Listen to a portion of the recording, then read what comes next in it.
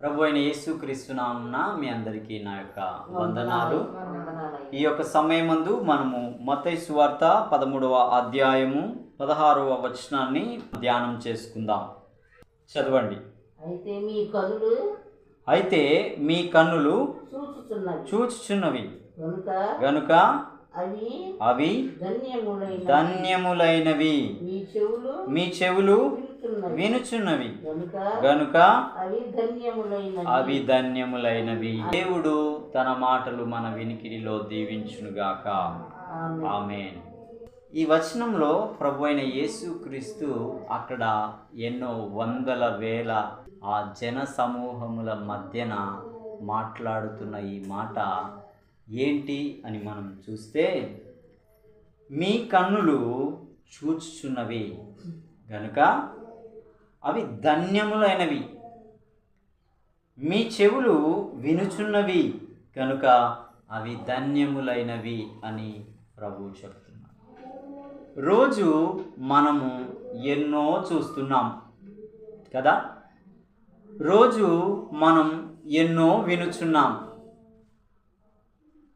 అయితే ఎవరైనా మీరు చూస్తున్న వీటిని బట్టి మీరు నిజంగా అదృష్టవంతులండి అని అన్నారా?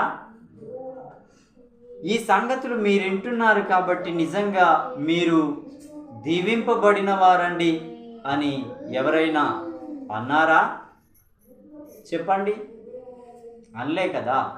ఇక్కడ మనం గమనిస్తే మీ కన్నులు చూచుచున్నవి, ఏం చూచుచున్నవి, ఏం వినుచున్నవి అనేది చాలా ప్రాముఖ్యమైన విషయం. ఏం చూచుచున్నవి అనంటే, యేసు ప్రభువు ఈ భూమి మీద 33.5 సంవత్సరాలు ఉన్న ఆ కాలం అంతటిలో పరలోక రాజ్యమును గూర్చిన వార్త వారు వింటున్నారు. అంత మాత్రమే కాదు, ఈ లోకం పుట్టినది మొదలుకొని ఇప్పటి వరకు అలాంటి కార్యాలను వారు ఎన్నడూ ఎక్కడ వినలేదు, ఆ విధమైనవి చూడలేదు. అట్టి కార్యాలు ఆయన చేయుచుండడం అక్కడున్న సమాజం ఏం చేస్తున్నారండి? కళ్ళతో చూస్తున్నారు. అందుకే అంటున్నాడు, మీరు చూచుచున్నారు గనుక మీరు ధన్యులు, మీరు వినుచున్నారు గనుక మీరు ధన్యులు. గుడ్డివాడు స్వస్థత నొందడం వారు కన్నులారా చూచారు. కుంటివారు యేసు ప్రభువు మాట ఇచ్చిన తోడనే లేచి గంతులేసి పరుగెట్టినట్లు అక్కడ ఉన్న సమూహం చూస్తూ ఉన్నారు. చనిపోయిన లాజరు 4 రోజులు సమాధిలో ఉన్న ఆ యొక్క లాజరు దగ్గరికి ప్రభు అయిన యేసుక్రీస్తు వెళ్ళి, లాజరు రమ్మని పిలవగానే అతడు సమాధి నుండి తిరిగి లేచిన విధానం అక్కడ ఉన్న ఆ సమూహం అంతా చూచి ఉన్నారు. అట్టి కార్యాలు లోకం పుట్టినది మొదలుకొని ఇప్పటి వరకు ఈ లోకంలో ఏ ఒక్కరూ ఆ విధంగా చేయడం ఏ తరంలో ఉన్న సమాజమైనా చూచి ఉండలేదు.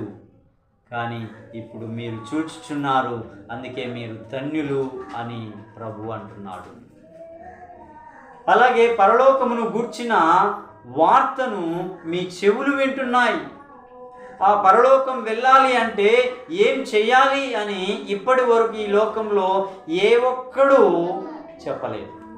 ఏదో ధర్మం చేస్తే పుణ్యం దొరుకుతుందని, కొన్ని ఏవైనా మంచి పనులు చేస్తే ఏదైనా మనసు శాంతిగా ఉంటుందని, కానీ ఏదో సాగరంలో మునిగి తేలితే మీకున్న దోషం పోతుందని కానీ, ఇలా ఎందరో ఎన్నో విధాలుగా ఏవేవో చెప్పిన వాళ్ళు ఉన్నారు. కానీ ఖచ్చితంగా మీరు పరలోక రాజ్యానికి వెళ్ళాలి అంటే, ఇదిగో నేనే పరలోకము నుండి దిగి వచ్చిన వాడను, నేనే పరలోకమునకు ఎక్కి వెళ్ళు వాడను, ఇదిగో నేనే మార్గాన్ని అయ్యున్నాను, నేనే సత్యాన్ని అయ్యున్నాను, నేనే మీకు నిత్య జీవం ఇచ్చే వాడనై ఉన్నాను అని ఆ ప్రజలందరికీ ప్రభు అయిన యేసుక్రీస్తు స్పష్టంగా తెలియచేయుచున్నప్పుడు అక్కడ ఉన్న చాలామంది ప్రజలు ఆ విషయాలు విని ఎంతోమంది విశ్వసించిన వారిగా ఉన్నారు. అదే వార్త అప్పటి నుంచి ఇప్పటి నుంచి భూమి నిలిచి ఉన్నంత కాలం వరకు ఏం చేయబడుతుంది అంటే ప్రకటన చేయబడుతుంది. అంత మాత్రమే కాదు, ఆయన పేరిట కార్యాలు జరగడం కూడా మన కన్నులు చూస్తున్నవి. పలానా ఆవిడ ఇలా ఉండేదండి, కానీ ఇప్పుడు దేవుని దయ వలన బాగుపరచబడ్డది అని మన కన్నులు చూస్తున్నవి. గతం ఆమె పడిపోయి చెడిపోయి పాడైపోయినటువంటిది, లోకానికి ఉపయోగకరంగా లేనటువంటిది ఇప్పుడు బాగుపడి కుటుంబాన్ని చక్క చేసుకుంటుంది, బిడ్డల కొరకు తన వంతు తాను పని చేసుకుంటుంది, భర్తకు లోబడుతున్నది. తర్వాత ఎంతోమందికి చాలా చక్కనైన ఒక కుటుంబీకురాలిగా ఉండడం ఇప్పుడు మేము చూస్తున్నామని ఈ తరంలో కూడా అట్టి స్త్రీలు అట్టి పురుషులు ఎందరో ఉండడం మనం చూస్తున్నాం. అదే విధంగా ఆయన సువార్తను కూడా వింటున్నాం. అయితే వింటున్న ప్రతి ఒక్కరూ విశ్వసిస్తున్నారా?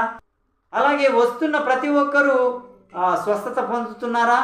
చెప్పాలి. వింటున్న ప్రతి వారు విశ్వసించట్లేదు, దేవుని యొద్దకు వస్తున్న ప్రతి వారు స్వస్థత నొందట్లేదు. అందులో కొందరే స్వస్థత నొందుతున్నారు, కొందరే విశ్వసిస్తున్నారు, కొందరే రక్షణ పొందుతున్నారు.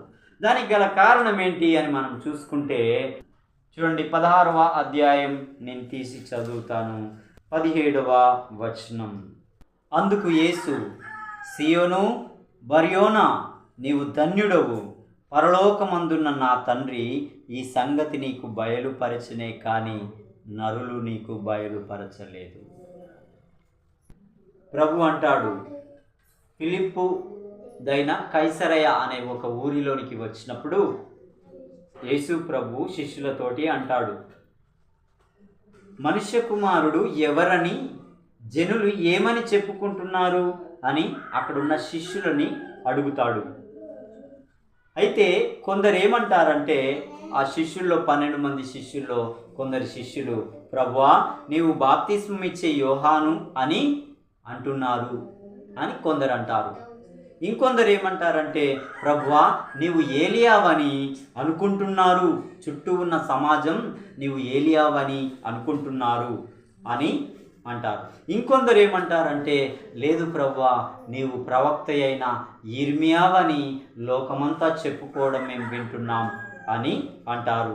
యేసు ప్రభు అంటాడు, లోకం అలా అనుకుంటుందేమో, ఒకరు యోహానని, ఒకరు ఏలియా అని, ఒకరు యిర్మియా అని అనుకుంటుంది. కానీ అయితే మరి మీరేమనుకుంటున్నారు, నేను ఎవడనని అనుకుంటున్నారు అని అడిగినప్పుడు అప్పుడు పేతురు అంటాడు, అందుకు సీమోను పేతురు, నీవు సజీవుడగు దేవుని కుమారుడవైన క్రీస్తు అని చెప్పుతున్నాను అంటాడు.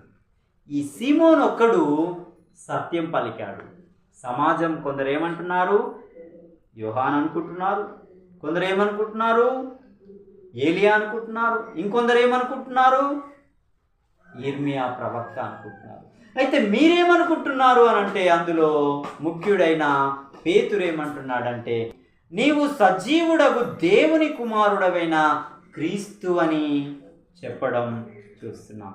అప్పుడు అంటున్నాడు ప్రభు యేసుక్రీస్తు, సీమోను బర్యోనా నీవు నిజంగా ధన్యుడవయ్యా. ఎందుకంటే ఈ సంగతిని నీకెవరు బయలుపరిచారంటే పరలోకమందున్న నా తండ్రి మాత్రమే బయలుపరిచాడు. కాబట్టే నీవు నిజంగా నన్ను దేవుని కుమారుడవని ఒప్పుకున్నావు అని అంటాడు. ఇవాళ యేసే క్రీస్తుని ప్రకటింపబడుతున్నా, ఆయన ద్వారా అద్భుత ఆశ్చర్య కార్యాలు జరుగుతున్నా మనం ఆయనని ఒక ప్రవక్త అని, యోహానని, ఒక ఏలియా అని నమ్మే వాళ్ళు చాలామంది ఉన్నారు. అయితే నీవు ఆయనని ఏమని నమ్ముతున్నావు అని మనం ఆలోచిస్తే, నిజంగా నీవు క్రీస్తు అని ఆయన నమ్మగలిగితే ఆ యొక్క కన్నులను వెలిగించిన వాడు ఎవరు, నీలో ఆ నమ్మకాన్ని పుట్టించిన వాడు ఎవరు అంటే పరలోకమందున్న నా దేవుడు మిమ్ములను సంధిస్తేనే, మీ కన్నులను తెరిస్తేనే, దేవుడు తన ప్రత్యక్షతను ఇస్తేనే నన్ను దేవుని కుమారుడిగా మీరు అంగీకరించగలుగుతారు అని ప్రభు అయిన యేసుక్రీస్తు చెప్తున్నాడు. ఈ విధముగా అంగీకరింపబడిన వారు మాత్రమే దేవుని రాజ్యమందు నివాసం చేసేవారిగా ఉంటారు. ఆయన ఒక ప్రవక్త అండి, ఆయన యొక్క ఏలియా అండి, ఆయన యొక్క యోహాన్ అండి అని చాలామంది నమ్ముతున్నారు. ఆయన కూడా అందరిలాగా ఒక దేవుడండి అని నమ్ముతున్నారు. ఇంకా చాలా సమాజం ఏమంటుందంటే దేవుని నుండి వచ్చిన ఒక దూత అని నమ్ముతున్నారు. కానీ నిజంగా యేసే క్రీస్తు దేవుని కుమారుడు, నన్ను రక్షించడానికి వచ్చిన వాడు, నా పాపం కొరకు ప్రాణం పెట్టి నన్ను నీతిమంతునిగా నిలవబెట్టడానికి తిరిగి లేచి మరలా నా కొరకు స్థలం సిద్ధపరచ వెళ్ళి మరలా త్వరలో రాజుల రాజుగా రాబోతున్నాడు అని ఎవరైతే నిక్కచ్చిగా నమ్మి విశ్వాసంతో అంతం వరకు నమ్మకంగా నిలవబడతారో అట్టివారు దేవుని బిడ్డలు, నిజంగా వారు ధన్యులు అని దేవుని యొక్క లేఖనం సెలవిస్తూ ఉన్నది. ఇంకా మనము ముందుకు వెళ్ళినట్లయితే మత్తయి సువార్త 11వ అధ్యాయము 27వ వచనము, సమస్తమును నా తండ్రి చేత నాకు అప్పగింపబడి ఉన్నది, తండ్రి గాక ఎవడును కుమారుని ఎరగడు. యేసు ప్రభుని ఎవరు ఎరిగారంట? మొదట తండ్రి ఎరిగాడు. కుమారుడు గాకను కుమారుడు ఎవనికి తండ్రిని బయలుపరచను ఉద్దేశించునో వాడుగాక మరి ఎవడును తండ్రిని ఎరగడు. తండ్రి కుమారుని ఎరిగాడు, కుమారుడు తండ్రిని బయలుపరిస్తే తండ్రిని మనం అంగీకరించగలుగుతాం. అట్టివారు ధన్యులు అనేది లేఖనం సెలవిస్తుంది. ఇంకా మనం ముందుకు వెళ్తే ప్రభువే మన రక్షకుడు అనే సంగతి మనం ఒప్పుకోవాలంటే మొట్టమొదట తండ్రి తన కుమారుని బయలుపరచాలి. కుమారుడు మనకు అలాగ బయలుపరిచినప్పుడే తండ్రిని మనం అంగీకరించగలుగుతాం. అంగీకరించిన నాడే మనం క్రీస్తు రక్తము చెంతకొస్తాం, ఆయన రక్షణ పొందుకుంటాం, ఆయన సొత్తైన ప్రజలుగా మారగలుగుతాం. ఎందరో ఎన్నో విధాలుగా చెప్పుకున్నట్లుగా మనము అప్పుడు ఉండలేం. మనం ప్రత్యేకమైన దేవుని బిడ్డలముగా ఉండగలుగుతాం. ఇంకా మనము ముందుకు వెళ్దాం. 2వ కొరింథీయులకు రాసిన పత్రిక 4వ అధ్యాయం 6వ వచనం నేను చదువుతాను. దేవుడే తన మహిమను గూర్చిన జ్ఞానం యేసుక్రీస్తునందు వెల్లడిపరచుటకు మా హృదయాలలో ప్రకాశించెను. ఏంటండి? దేవుడే తన మహిమను గూర్చిన జ్ఞానాన్ని యేసుక్రీస్తునందు వెల్లడిపరచడానికి మా హృదయాల్లో ప్రకాశించాలి. ఇవాళ చాలామంది సేవకులు ఆయన గురించి గట్టిగా, ఖండితంగా, ఖచ్చితంగా ప్రకటించడానికి గల కారణం ఏంటంటే దేవుడే తన కుమారుడైన యేసుక్రీస్తు ద్వారా తన వెలుగును మా హృదయాల్లో ప్రకాశించుటను బట్టి మేము ఇలాగా ప్రకటించగలుగుతున్నాం. అనేక జనముల మధ్యన ఆయనే దేవుడు, ఆయనే ప్రభువు, ఆయనే రక్షకుడు, ఆయనే క్షమించుటకు సమర్థుడు, ఆయన ద్వారానే పరలోకం దొరుకుతుందని చెప్పటానికి ముందు మా యొక్క హృదయాలను ఏం చేశాడు దేవుడు అనంటే, దేవుడే తన మహిమను గూర్చిన జ్ఞానం యేసు క్రీస్తునందు వెల్లడిపరచుటకు మా హృదయాలలో ప్రకాశించాడు. అందుకే మేము ప్రకటించగలుగుతున్నాం. ఇంకా ఎఫెసీయులకు రాసిన పత్రిక 1వ అధ్యాయం 17వ వచనాన్ని 18వ వచనాన్ని మనం చూసుకుంటే, మరియు మీ మనోనేత్రములు వెలిగింపబడినందున. ఇవాళ ఆయన అంగీకరించాలంటే ఆయన చేత మన మనోనేత్రాలు వెలిగింపబడాలి. వెలిగింపబడకపోతే మనం ఆయన్ని ప్రభువుగా అంగీకరించలేము. అందరిలాగానే ఉన్నట్టుగా ఉంటాం, కానీ మనం ఆయన్ని ప్రభువుగా అంగీకరించలేం. ప్రభు అన్న భయం మనకుండదు, భక్తి మనకుండదు, ఆ రక్షణ పొందాలన్న మనసు మనకుండదు, ఆయన కొరకు జీవించాలన్న మనసు మనకుండదు. మనకు అలాగ ఉంటుంది. అన్ని విధాలుగా దేవుడిగా అంగీకరించి ఆయన కొరకు బ్రతకాలన్న తపన మనలో ఎప్పుడు మొదలవుతుందంటే, చూడండి, ఆయన మన మనోనేత్రాలను వెలిగించినప్పుడు అది సాధ్యమవుతుంది. ఆయన మిమ్మల్ని పిలిచిన పిలుపు వలనైనను నిరీక్షణ ఎట్టిదో, పరిశుద్ధులలో ఆయన స్వాస్థ్యము యొక్క మహిమైశ్వర్యం ఎట్టిదో ఆయన క్రీస్తునందు వినియోగపరిచి బలాతిశయమును బట్టి విశ్వసించు మన యందు ఆయన చూపుచున్న తన శక్తి యొక్క అపరిమితమైన మహత్యం ఎట్టిదో మీరు తెలుసుకొనవలెనని మన ప్రభు అయిన యేసుక్రీస్తు యొక్క దేవుడైన మహిమా స్వరూపియగు తండ్రి తన్ను తెలుసుకొనుటయందు మీకు జ్ఞానమును ప్రత్యక్షతను గల మనస్సు అనుగ్రహించున్నట్లు నేను నా ప్రార్థనలయందు మీకోసం ఎల్లప్పుడూ ఏం చేస్తున్నాను అంటే విజ్ఞాపన చేయుచున్నాను అని అలనాడు పౌలు చెప్పాడు. ఈనాడు ప్రతి సేవకుడు తన యొక్క సంఘ బిడ్డల రక్షణ కొరకు, వారి మనోనేత్రాలు వెలిగింపబడాలన్న తపన కొరకు, వారు దేవుణ్ణి దేవుడిగా అంగీకరించి దేవుని వలన ధన్యులుగా ఎంచబడిన వారిగా బ్రతికి దేవుని రాజ్యానికి వారసులు కావాలన్న తపన ప్రతి సేవకునికి, ప్రతి ఒక్క భారాభరితమైన హృదయం కలిగిన ప్రతి సేవకునికి ఉంటుంది. విశ్వాసులు ఇంకా వెలిగింపబడట్లేదు అనంటే దేవుని యొక్క సంధింపుకు వారు దూరంగా ఉన్నారని. ఆయనకి సమీపంగా మనం వెళ్తున్నప్పుడు ఆయన మనకి సమీపంగా రాగలుగుతాడు. మనం దూరం అవుతున్న కొద్దీ ఆయన దగ్గర అవుతాడా, దూరం అవుతాడండి? దూరం అవుతాడు. అందుకే యెహోవా దొరుకు కాలమునందే ఆయన్ని వెదకండి, ఆయన్ని రక్షణ కోరుకోనండి అని దేవుని యొక్క లేఖనం సెలవిస్తూ ఉన్నది. చివరిగా ఒక మాట మనం చూసుకుందాం. మొదటి తెస్సలోనికైలకు రాసిన పత్రిక 4వ అధ్యాయము 16-18 వచనాలు చదువుకుందాం. ఎవరైతే ఆయనే దేవుడని, ఆయనే దేవుని కుమారుడని, ఆయనే నా రక్షకుడని విశ్వసిస్తారో అట్టి వారికి చివరాఖరికి ఏం కలుగుతుంది అనేది చూద్దాం. ఆర్భాటముతోనూ ప్రధాన దూత శబ్దంతోనూ దేవుని బూరతోనూ పరలోకము నుండి ప్రభువు దిగివచ్చును. క్రీస్తునందుండి మృతులైన వారు ఆ సమయంలో లేస్తారు. మనం అంగీకరించి ఒకరోజు చనిపోతాం. అయితే ఈయన వస్తూ ఉన్న ఆ సమయంలో సమాధుల్లో ఉన్నవారు లేపబడి ఆయన్ని ఎదుర్కోవడానికి వెళ్తారంట. ఎంత భాగ్యం అండి! ఎవరెళ్తారు? నీవు దేవుని కుమారుడు, నా రక్షకుడు, నా కోసం ప్రాణాన్ని బలి ఇచ్చినవాడు, నన్ను నీతిమంతునిగా చేయుటకు తిరిగి లేచినవాడు అని ఆయనను గుండెల నిండా హత్తుకొని ఆయన కొరకు బ్రతికిన వారు ఎత్తబడేవారిగా ఉంటారు. ఆ మీదట సజీవులమై నిలిచియుండు మనం, ఒకవేళ అలాగే మనం బ్రతికి ఉన్నవారమైతే వారితో కూడా ఏకముగా ప్రభువును ఎదుర్కోవడానికి ఆకాశ మండలమునకు మేఘాల మీద మనము కొనిపోబడే వారముగా ఉంటాం. కాగా మనము సదాకాలం ప్రభువుతో కూడా ఉండేవారముగా ఉంటాం.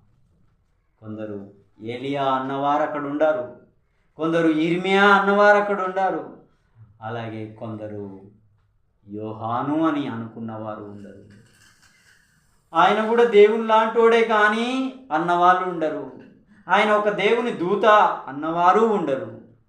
కానీ యేసే క్రీస్తుని ఎవరు ఒప్పుకొని, ఆయన రక్తం యొద్ద ఎవరు పాపక్షమాపణ పొంది, ఆయన ఇచ్చు బాప్తిస్మము పొంది, ఆయన ఇచ్చు ఆ రక్షణ అలంకార పూరితమైన ఆ వస్త్రమును కలిగి ఉన్నవారు ఎవరో, ఆయన రాక కొరకు నిరీక్షణ కలిగి ఎదురు చూచి నూతన బలమును పొందుకునేవారు ఎవరో, తమ హృదయాల్లో విశ్వాసం అనే నూనెతో నింపుకొని దేవుని మహిమ కొరకు బ్రతికే వారెవరో అట్టి వారు దేవునితో ఏమవుతారంట?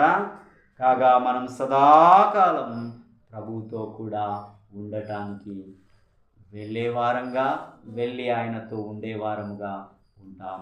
దేవుడు తన మాటలు మన వినికిడిలో దీవించుగాక. ఆమేన్. ఆమేన్.